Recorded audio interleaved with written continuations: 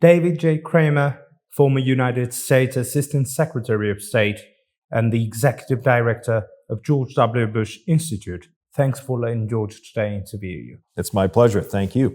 Ukraine, Prospect of Victory, is the theme of the panel discussion you're moderating at this year's Tbilisi International Conference. Which of the scenarios do you think will be the most realistic yet beneficial for Ukraine's interests, and what can Georgia gain from it?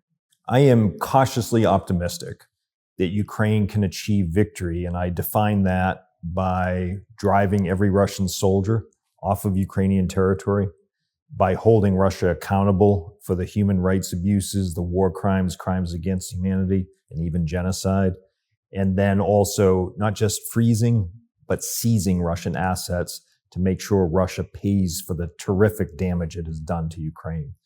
I think that scenario is possible if the West, and in particular the United States, but with our European allies, provide the security assistance that Ukraine needs, the weapons it needs, and the ability for Ukraine to deploy those weapons as it deems fit. I do think that that scenario is possible. I think that scenario is the most desirable, but it will also depend on the response and contributions from outside from the West. Ukraine's unexpected yet successful advancement in Russia's Kursk region brings joy to many in Georgia. But there is also fear that once Russia is ready to respond, it might not stop at removing Ukrainian soldiers from Kursk and could worsen Ukraine's positions by invading it from another direction. How prepared do you think Ukraine is for such scenario, considering how problematic enlisting more soldiers has become in recent months? I think the move by Ukraine into the Kursk Oblast was a surprise to many people, including in the United States. But it is also a reminder that we should never underestimate the ability of the Ukrainians to pull off surprises, to advance their cause, to defeat Russian forces. Since the full-scale invasion, and remember, this war didn't start in 2022, it started in 2014. Since the full-scale invasion of 2022, and even before, there were far too many analysts who were predicting that this war would end quickly, that Ukraine would be forced to surrender, that there would be regime change, and that Russia would control the country. Among those analysts who were wrong were many in the Kremlin. They anticipated that Russia would be welcomed by this. I think the move into Kursk was a brilliant move on the part of the Ukrainians. It's risky. It has its downsides, but it may also force Russia to take some of its troops from parts of the Donbass. We've seen reports that Russian mercenaries in Burkina Faso have been moved from Africa to deal with the situation in the Kursk.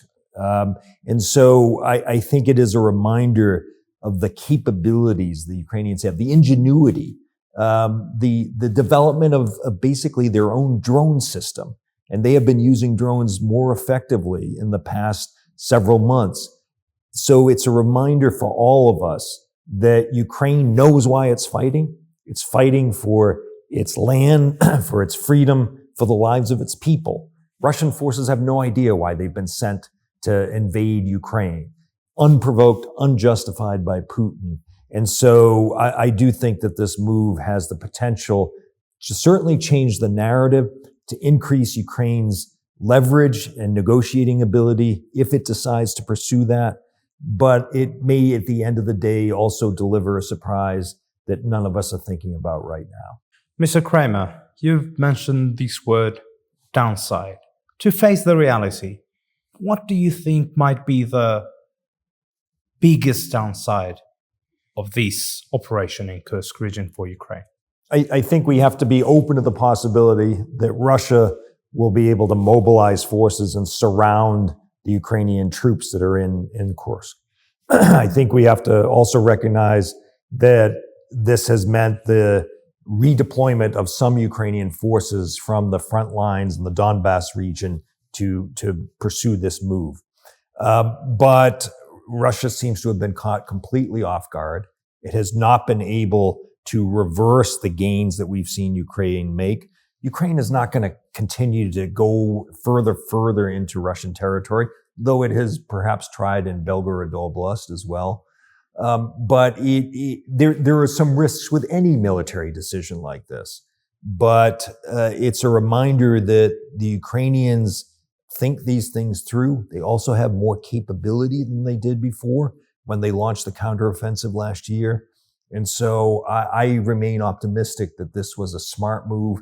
Still too early to draw major conclusions, but a smart move on the Ukrainians' part. It also, by the way, has revealed how empty and hollow Russian threats of escalation are. This would seem to be the reddest of red lines, Ukraine's forces crossing into Russian territory, and yet we haven't seen any resort to tactical nuclear weapons or anything else. The bombing that we saw around Ukrainian Independence Day was because of Ukrainian Independence Day. And Russians have been bombing Ukrainian cities tragically and unfortunately for a long time. How do you think the election results in the United States will affect Georgian politics, considering that both the Georgian Dream ruling party as well as the United National Movement are hoping for the victory of the Republican Party and its candidate, Donald J. Trump? I would say that both presidential campaigns are very focused on Georgia these days. I mean the state of Georgia in the United States, not the country. Georgia is one of those states that may help decide the outcome of this election. To be perfectly honest, there is not a lot of attention within either presidential campaign on what's happening here. I do know that the current administration, the Biden administration, is trying to focus on the situation here. It has imposed some sanctions on Georgian officials and on the Georgian government, suspending assistance that the United States provides. I expect that will continue unless there is an improvement in the situation in Georgia. Of course, the test here will be parliamentary elections at the end of October. So I think that with the outcome of the U.S. election won't have a huge impact on the situation here. What will have an impact here is if we can help Ukraine win the war. The sooner that can happen, the sooner officials in the U.S. government, in the State Department, the National Security Council, at the Pentagon, can focus on the situation here, because a lot of those officials are also preoccupied with the situation in Ukraine. By the way, don't you think that this is some kind of anomaly that the ruling Georgian Dream Party is sanctioned by the Joe Biden government, and yet the main opposition party, the United Nations Movement, is supporting Donald J. Trump and the Republican Party? I think Georgian politicians would be wise to avoid picking favorites, because if the other side wins, they may not get off to a good start. And so I would suggest that Georgians keep an eye on what's happening here. Of course, pay attention to what happens in the United States. What happens in the United States is of interest to virtually every country around the world. But I think picking sides is probably not the smartest thing to do in case the other side wins. But I think we have seen really in the past year or so a more concerted effort on the part of the Biden administration to focus on the situation here. You, of course, had the visit of Senator Shaheen, along with Congressman Mike Turner, to Georgia recently. So even with our preoccupation with the situation in Ukraine, even with our elections, you do still see key members of Congress paying attention to what's happening in Georgia, including with the possibility of legislation that is being considered. And of course, the State Department with announcements of sanctions that it has imposed. On one hand, most opposition parties believe that the ruling Georgian Dream Party is working to advance Russia's interests in Georgia.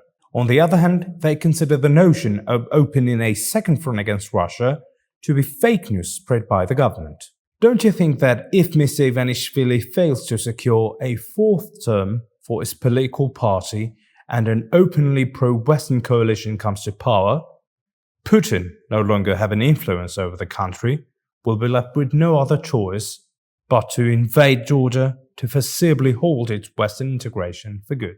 Let me be clear at the outset that the future of Georgia is for Georgians to determine. It's not the job of the United States to favor one party or another. Just like I said in response to the earlier question, It's not the job of Georgians to pick a favorite in the United States. This is for Georgians to determine. The notion that the United States wants to drag Georgia into the current Russia-Ukraine war is absurd. The United States, the last thing the United States wants is for that war to expand and to include other countries. It is horrible enough as it is without seeing an expansion. That said, Georgia, as you noted earlier, has been invaded by Russia before in 2008. Russian forces continue to occupy 20% of Georgian territory. I think regardless of the outcome, a new Russian invasion of Georgia is very unlikely. It would trigger more response from the international community. There's no basis to invade, just as there was no basis to invade in 2008. And so Mr. Putin and the military, Russian military, have their hands full right now with Ukraine. But if they were to succeed in Ukraine, then I would be more fearful about Georgia, regardless of the outcome of elections here in October. They may see opportunities in Georgia, in Moldova. They already basically occupy Belarus. So the key is to help Ukraine win, to defeat Russian forces so that Russia doesn't pose a threat to Georgia, Armenia, or any other country. Although Georgian politicians have been accusing Mr. Ivanishvili of working for Putin for years, our Western allies only recently decided to take decisive actions. They not only sanctioned the members of the ruling party, but also accused them of obstructing Georgia's progress toward joining Western alliances. Given the power of Western intelligence agencies, I wonder why it took them so long to identify who was working for whom. Imposing sanctions against individuals in a friendly country is a very difficult thing to do. Imposing sanctions on an enemy is difficult to do. And it should be, because it's a major step to take. I think if you look at precedents, you could look at Plahotniuc in Moldova, Kolomoisky in Ukraine. There have been cases where the United States has imposed sanctions on countries that are friends of the United States, but on individuals who have taken those countries or tried to take them either in the wrong direction or have engaged in corrupt activity. There is no better friend to Georgia than the United States. And it pains me, and it pains, I think, U.S. officials to have to take steps like this, because we never really thought we would be in a position where we would have to take steps like this. And so I think that explains the delay. But I think we also need to recognize that these steps, unfortunately, are necessary. And to be clear, they're not against the Georgian people. These are targeted individual sanctions, not against the population, despite what the government and Georgian Dream might tell you. And so I expect that there may be additional steps the United States will take. It is not done with pleasure. It is not done because we want to. It is done because we feel we have no other choice. The point of my question is that from the day Mr. Ivanishvili entered Georgian politics, Mr. Saakashvili has been accusing him of working for Russia, of being a Russian man, an oligarch, influenced by Putin.